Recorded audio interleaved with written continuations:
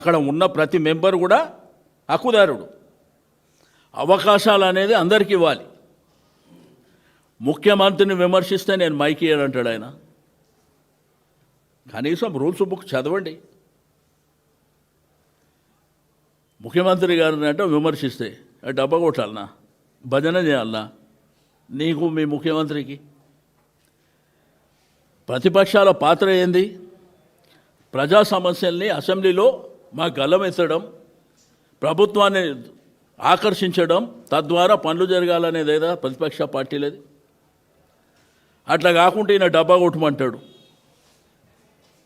అరే స్పీకర్ గారు చెప్పే మాటన మీరు ఆన్ రికార్డు చెప్తుండ ఆయన ఏమని, ముఖ్యమంత్రిని విమర్శిస్తే నేను మైక్ ఇయ్యనంటాడు. నీకు కూడా స్పీకర్ గారికి కూడా కొన్ని రూల్స్ రెగ్యులేషన్స్ ఉంటాయి దాంట్లో. కాబట్టి మాకు మైక్ ఇచ్చే అవకాశం లేదు. మాకు మైక్ ఇచ్చినా ఆయనే మాట్లాడుతుండు మధ్యలో.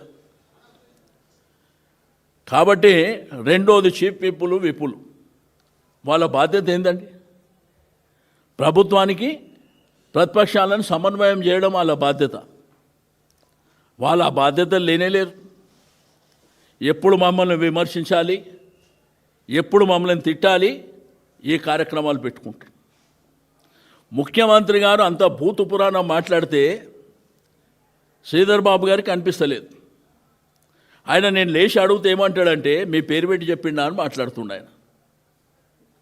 ఆయన ఓపెన్గా మా దిక్కు చూపిస్తూ మాట్లాడిండు. మిమ్మల్ని తీసుకుపోయి అనంతగిరి హాస్పిటల్లో జాయిన్ చేయాలని చెప్పి మా వైపు చూపించి మాట్లాడిండు. ఆయన లెజిస్లేచర్ అఫేర్ మినిస్టర్ గారు మీ పేరు చెప్పలేదు కదా అని చెప్పి ఆయన తెలివిగా మాట్లాడుతాం.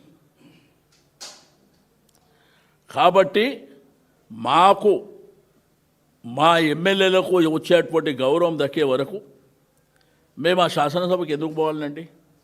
దేనికోసం పోవాలి? ఇప్పుడు ఆడ మాకు మైక్ ఇవ్వనంటారు, ప్రతి విషయం బుల్డోజ్ ఇచ్చే కార్యక్రమం. ఒక క్వశ్చన్ మీద ముఖ్యమంత్రి 1-20 నిమిషాలు మాట్లాడవచ్చా?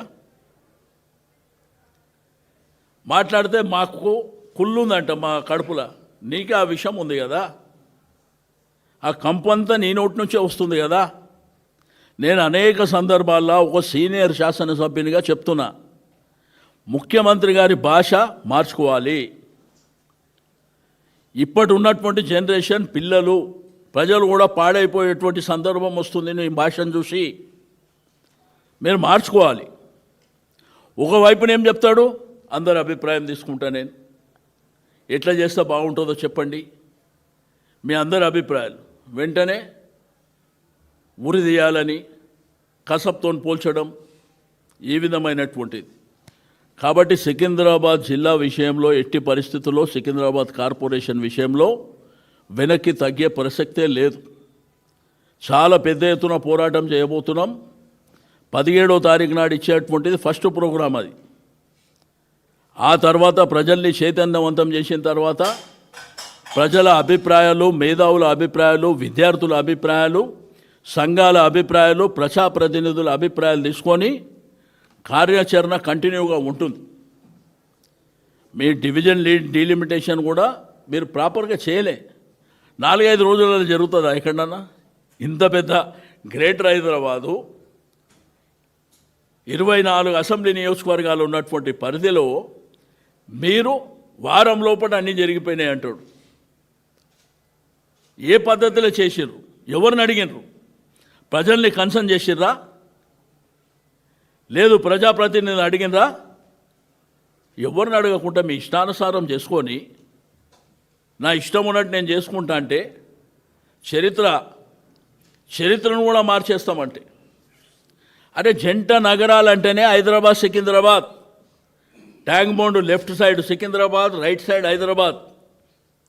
నీకు దమ్ముంటే హైదరాబాద్ పేరు మారుస్తా అని చెప్పు. అరే సికింద్రాబాద్ కల్చరు, సంస్కృతి, అక్కడ ఒక చరిత్ర ఉన్నది. ఆ చరిత్రను నువ్వు మార్చేసి కొత్తగా ఏర్పడ్డటువంటి గ్రామాలకు నువ్వు పోవాలన్న పద్ధతిలో మీరు చేస్తే దీన్ని సమాజము మిమ్మల్ని అప్రిషియేట్ చేసే పరిస్థితి కాదు, మిమ్మల్ని పొందబెట్టే పరిస్థితి వస్తుంది, గుర్తుపెట్టుకోవాలి. నిన్న శ్రవణ్ గారు శాసన మండలిలో చాలా డీటెయిల్గా చెప్పిండు అసలు మీరు చేసే పద్ధతి కరెక్ట్ కాదని. ఎవరైనా గూగుల్ మ్యాప్లో చూసి నీకు సిస్టమ్ని అంతా మార్చేస్తామని అంటే ప్రజల మనోభావాలతో మీరు ఆడుకుంటారా? ఏమి ఇష్టం ఉన్నట్టు మీరు చేసుకునే హక్కు మీకు ఉన్నదా? అరే మేము రాచరిక పరిపాలన మాదిరి ఎప్పుడో చరిత్రలో పుస్తకాలు చదివినప్పుడు రాచరికం అంటే ఏ పద్ధతిలో ఉంటుందో ఆ పద్ధతిలో చేసుకుంటూ పోతామనే విధంగా మీరు ప్రవర్తిస్తే ఏం పద్ధతి అండి? అసెంబ్లీలో అదే పద్ధతి. 5 మంది ఎమ్మెల్యేలు ఉంటే 5 మందికి ఆ రోజు అవకాశం ఇచ్చినాం మేము. అంటే ఇక్కడ శాసనసభ అంటే మీ మీ మీ ఆస్తియా? మీ గాంధీ భవనా? ఏమి ఇష్టం ఉన్నట్టు చేసుకోనీకే? అది పద్ధతి లేదు. ఇంత పెద్ద గ్రేటర్ హైదరాబాద్ని మీ ఇష్టం ఉన్నట్టు డివిజన్లు కానీ అక్కడ ప్రజలతోని సంబంధాలు లేకుండా గూగుల్ మ్యాప్ ముంగట పెట్టుకొని నువ్వు గీసుకుంటా పోతే ఏం పద్ధతి అది? మీ కమిషనర్లు, జోనల్ ఆఫీసులు, మీ వార్డ్ ఆఫీసులు అక్కడ పెట్టుకొని అక్కడ ఉన్నోళ్ళంట. ఇప్పుడు అమీర్పేట ఉంది, అమీర్పేటలో వార్డ్ ఆఫీస్ ఉన్నది, ఖైరతాబాద్లో జోనల్ ఆఫీస్ ఉంది. అక్కడ ఉండంటే శంషాబాద్కు పోవాలంట. ఏం పద్ధతి అది? అక్కడ ప్రజలకు పరిపాలనా సౌలభ్యం కోసం కేసీఆర్ గారు ప్లాన్ చేశారు ఆ రోజు. మేము కూడా ఆ రోజుల్లో 150 డివిజన్లు చేసినప్పుడు ప్రజల్ని కన్సల్ట్ చేసినాం, ప్రజాప్రతినిధులను కన్సల్ట్ చేసినాం, అధికారులను కన్సల్ట్ చేసినాం. మీరేంది మీ ఇష్టం ఉన్నట్టు చేసుకోనికే? కాబట్టి సికింద్రాబాద్ ప్రజల్లో యాక్సెప్ట్ చేసే ప్రసక్తే లేదు.